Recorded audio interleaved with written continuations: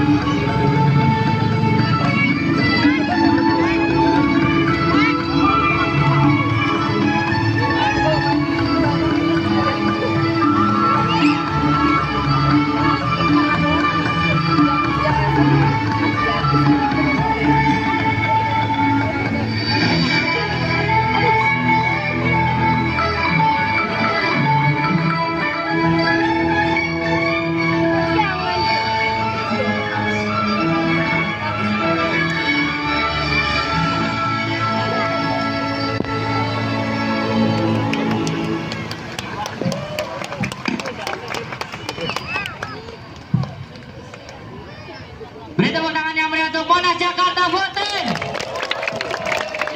Abang-abang ini lampunya mohon dinyalakan terlebih dahulu. Nah, lampunya sudah dinyalakan. Begitu pula dengan